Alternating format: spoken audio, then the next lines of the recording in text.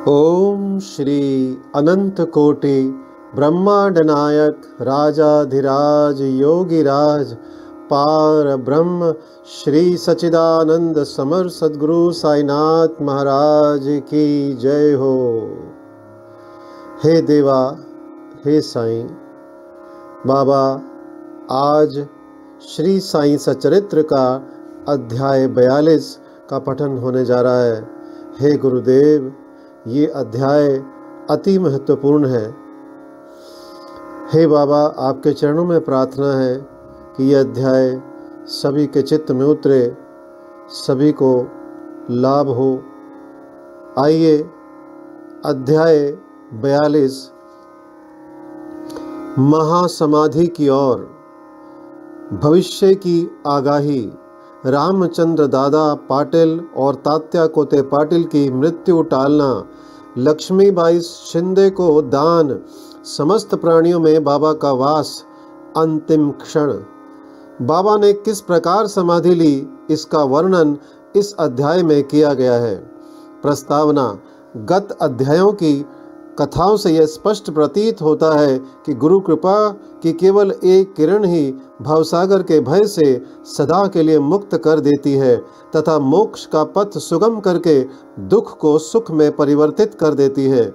यदि सद्गुरु के मोह विनाशक पूजनीय चरणों का सदैव स्मरण करते रहोगे तो तुम्हारे समस्त कष्टों और भवसागर के दुखों का अंत होकर जन्म मृत्यु के चक्र से छुटकारा हो जाएगा। इसलिए जो अपने कल्याणार्थ चिंतित हो, उन्हें साईं समर्थ के अलौकिक मधुर लीलामृत का पान करना चाहिए। ऐसे करने से उनकी मति शुद्ध हो जाएगी। प्रारंभ में डॉक्टर पंडित का पूजन तथा किस प्रकार उन्होंने बाबा को त्रिपुंड लगाया, इसका उल्लेख मूल ग्रंथ में किया गया है। इस प्रसंग का वर्णन 11वें अध्याय में किया जा चुका है, इसलिए यहाँ उसको दोहराना उचित नहीं है। आइए अब पढ़ते हैं भविष्य की आगाही। पाठकों, आपने अभी तक केवल बाबा के जीवन काल की ही कथाएं सुनी हैं। अब आप ध्यानपूर्वक बाबा के निर्वाण काल का वर्णन सुनिए। 28 सितंबर सन 1918 को बाबा को साधारण सा ज्वर आया। यह ज्वर 2-3 दिन तक रहा। इसके उपरांत ही बाबा ने भोजन करना बिल्कुल त्याग दिया। इससे उनका शरीर दिन प्रतिदिन क्षीण एवं दुर्बल होने लगा। 17 दिनों के पश्चात अर्थात 15 अक्टूबर सन 1918 को 2:30 पर उन्होंने अपना शरीर त्याग किया। यह समय प्रोफेसर जी नार्के के तारीख 5/11/1918 के पत्र के अनुसार है, जो उन्होंने दादा साहेब खारपड़े को लिखा था और साईं लीला पत्रिका के पृष्ठ 7-8 प्रथम वर्ष में प्रकाशित हुआ था। इसके 2 वर्ष पूर्व ही बाबा ने अपने निर्वाण के दिन का संकेत कर दिया था, परंतु उस समय कोई भी समझ नहीं सका। घटना इस प्रकार है कि विजयदशमी के दिन जब लोग संध्या के समय सीमोल्लंघन से लौट रहे थे तो बाबा सहसा ही क्रोधित हो गए। सिर का कपड़ा, कफनी और लंगोटी निकालकर उन्होंने उसके टुकड़े टुकड़े करके जलती हुई धूनी में फेंक दिए। बाबा के द्वारा आहुति प्राप्त कर धूनी द्विगुणित प्रज्वलित होकर चमकने लगी और उससे भी कहीं अधिक बाबा के मुखमंडल की कांति चमक रही थी। वे पूर्ण दिगंबर खड़े थे और उनकी आंखें अंगारे के समान चमक रही थी। उन्होंने आवेश में आकर उच्च स्वर में कहा कि लोगों, यहाँ आओ, मुझे देखकर पूर्ण निश्चय कर लो कि मैं हिंदू हूँ या मुसलमान। सभी भय से कांप रहे थे। किसी को भी उनके समीप जाने का साहस न हो रहा था। कुछ समय बीतने के पश्चात उनके भक्त भागोजी शिंदे, जो महारोग से पीड़ित थे, साहस कर बाबा के समीप गए और किसी प्रकार उन्होंने उन्हें लंगोटी बांध दी और उनसे कहा कि बाबा, यह क्या बात है? देव, आज दशहरा सीमोल्लंघन का त्योहार है। तब उन्होंने जमीन पर सटका पटकते हुए कहा कि ये मेरा सीमोल्लंघन है। लगभग 11 बजे तक भी उनका क्रोध शांत न हुआ और भक्तों को चावड़ी जुलूस निकलने में संदेह होने लगा। 1 घंटे के पश्चात वे अपनी सहज स्थिति में आ गए और सदा की भांति पोशाक पहनकर चावड़ी जुलूस में सम्मिलित हो गए, जिसका वर्णन पूर्व किया जा चुका है। इस घटना द्वारा बाबा ने इंगित किया कि जीवन रेखा पार करने के लिए दशहरा ही उचित समय है, परंतु उस समय किसी को भी उसका असली अर्थ समझ में न आया। बाबा ने और भी अन्य संकेत किए जो इस प्रकार हैं।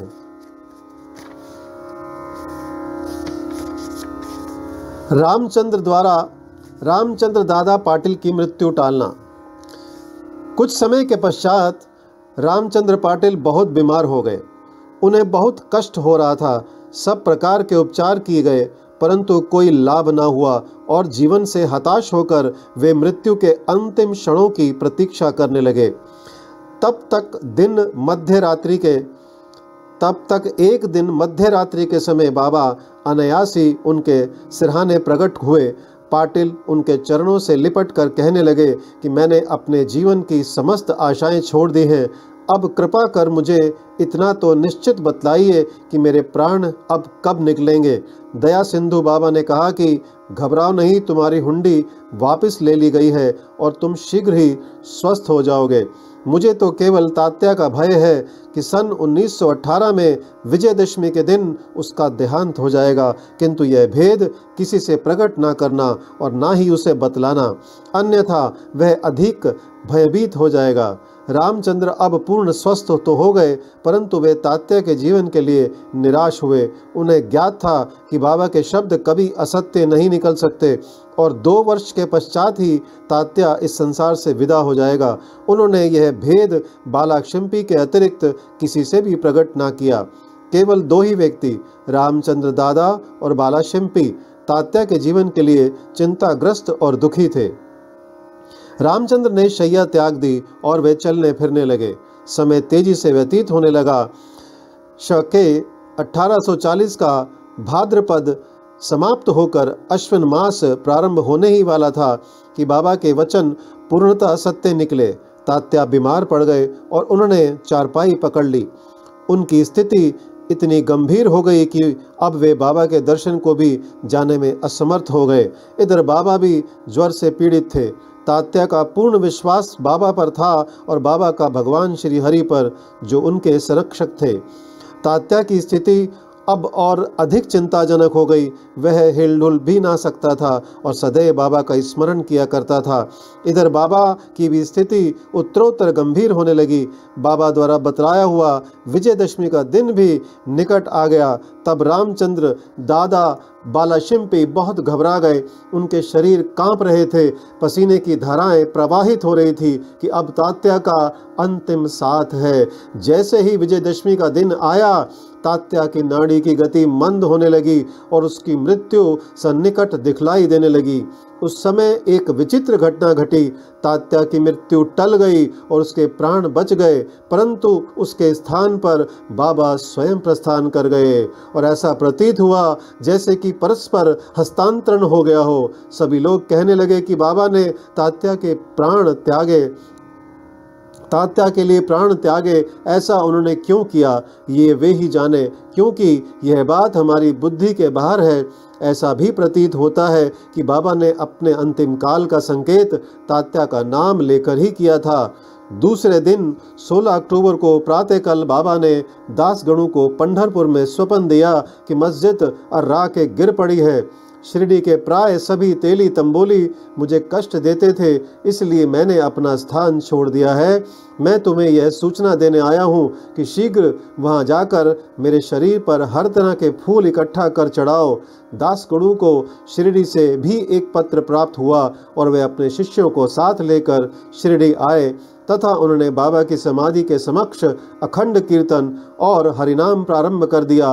उन्होंने स्वयं फूलों की माला गूंथी और ईश्वर का नाम लेकर समाधि पर चढ़ाई। बाबा के नाम पर एक वृहद भोज का भी आयोजन किया गया। लक्ष्मीबाई को दान। विजयदशमी का दिन हिंदुओं के लिए बहुत शुभ है और सीमोल्लंघन के लिए बाबा द्वारा इस दिन का चुना जाना सर्वथा उचित ही है। इसके कुछ दिन पूर्व से ही उन्हें अत्यंत पीड़ा हो रही थी।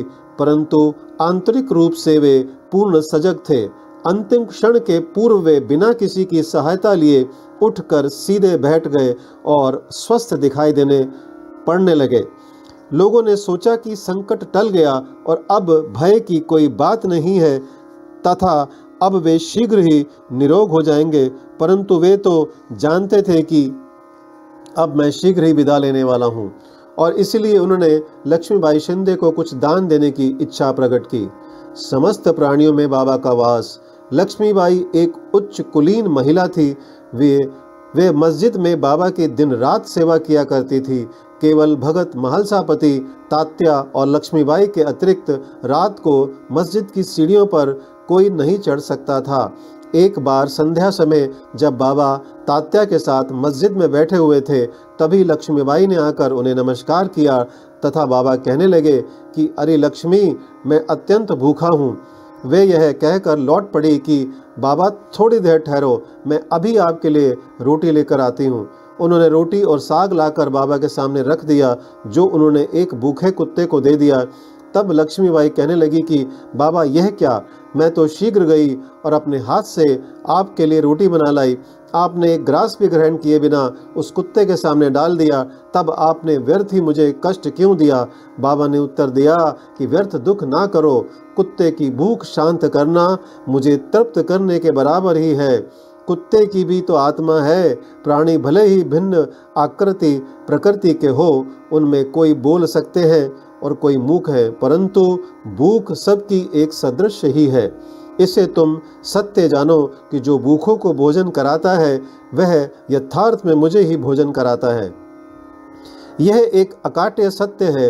इस साधारण सी घटना के द्वारा बाबा ने एक महान आध्यात्मिक सत्य की शिक्षा प्रदान की कि बिना किसी की भावनाओं को कष्ट पहुँचाए किस प्रकार उसे नित्य व्यवहार में लाया जा सकता है। इसके पश्चात लक्ष्मीबाई उन्हें नित्य ही प्रेम और भक्ति पूर्वक दूध, रोटी व अन्य भोजन देने लगी, जिसे वे स्वीकार कर बड़े चाव से खाते थे। वे उससे से कुछ खाकर शेष लक्ष्मीबाई के द्वारा ही राधा कृष्ण माई के पास भेज दिया करते थे। इस उच्छिष्ट अन्न को वे प्रसाद स्वरूप समझकर प्रेम पूर्वक पाती थी। इस रोटी की कथा को असंबंध नहीं समझना चाहिए। इससे सिद्ध होता है कि सभी प्राणियों में बाबा का निवास है, जो सर्वव्यापी, जन्म मृत्यु से परे और अमर है। बाबा ने लक्ष्मीबाई की सेवाओं को सदैव स्मरण रखा। बाबा उनको भुला भी कैसे सकते थे। देह त्याग के बिल्कुल पूर्व बाबा ने अपनी जेब में हाथ डाला और पहले उन्होंने लक्ष्मी को 5 रुपए और बाद में 4 रुपए, इस प्रकार कुल 9 रुपए दिए। यह 9 की संख्या इस पुस्तक के अध्याय 12 में वर्णित नव विद्या भक्ति की द्योतक है, अथवा वह सीमोल्लंघन के समय दी जाने वाली दक्षिणा भी हो सकती है। लक्ष्मीबाई एक सुसंपन्न महिला थी, अतएव उन्हें रुपयों की कोई आवश्यकता नहीं थी। इस कारण संभव है कि बाबा ने उनका ध्यान प्रमुख रूप से श्रीमद् भागवत के स्कंद 11 अध्याय 10 के श्लोक संख्या 6 की ओर आकर्षित किया हो, जिसमें उत्कृष्ट कोटि के भक्त के 9 लक्षणों का वर्णन है, जिसमें से पहले 5 और बाद में 4 लक्षणों का क्रमशः प्रथम और द्वितीय चरणों में उल्लेख हुआ है। बाबा ने भी उसी क्रम का पालन किया। पहले 5 और बाद में 4, कुल 9। केवल 9 रुपए ही नहीं बल्कि 9 के कई गुने रुपए लक्ष्मीबाई के हाथों में आए गए होंगे, किंतु बाबा द्वारा प्रदत्त ये 9 रुपए का उपहार वह महिला सदैव स्मरण रखेगी। अंतिम क्षण बाबा सदैव सजग और चैतन्य रहते थे और उन्होंने अंतिम समय भी पूर्ण सावधानी से काम लिया। उन्होंने अंतिम समय सबको वहां से चले जाने का आदेश दिया। चिंतामग्न काका साहेब बूटी और अन्य महानुभाव जो मस्जिद में बाबा की सेवा में उपस्थित थे, उनको भी बाबा ने वाड़े में जाकर भोजन करके लौट आने को कहा। ऐसी स्थिति में वे बाबा को अकेला छोड़ना तो नहीं चाहते थे, परंतु उनकी आज्ञा का उल्लंघन भी तो नहीं कर सकते थे। इसलिए इच्छा ना होते हुए भी उदास और दुखी हृदय से उन्हें वाड़े को जाना पड़ा। उन्हें विदित था कि बाबा की स्थिति अत्यंत चिंताजनक है और इस प्रकार उन्हें अकेले छोड़ना उचित नहीं है। वे भोजन करने के लिए बैठे तो परंतु उनके मन कहीं और बाबा के साथ थे। अभी भोजन समाप्त भी ना हो पाया था कि बाबा के नश्वर शरीर त्यागने का समाचार उनके पास पहुंचा और वे अधपेट ही अपनी थाली छोड़कर मस्जिद की ओर भागे तथा जाकर देखा कि बाबा सदा के लिए बयाजी आपा कोते की गोद में विश्राम कर रहे हैं। ना वे नीचे लुढ़के और ना शैया पर ही लेटे, अपने ही आसन पर शांति पूर्वक बैठे हुए और अपने हाथों से दान देते हुए उन्होंने यह मानव शरीर त्याग दिया। संत स्वयं ही देह धारण करते तथा कोई निश्चित ध्येय लेकर इस संसार में प्रकट होते हैं और जब ध्येय पूर्ण हो जाता है तो वे जिस सरलता और आकस्मिकता के साथ प्रकट होते हैं उसी प्रकार लुप्त भी हो जाया करते हैं। श्री सद्गुरु साईनाथ प्रणमस्तु। शुभम भवतु। सप्ताह परायण षष्ठ विश्राम। ओम साई राम।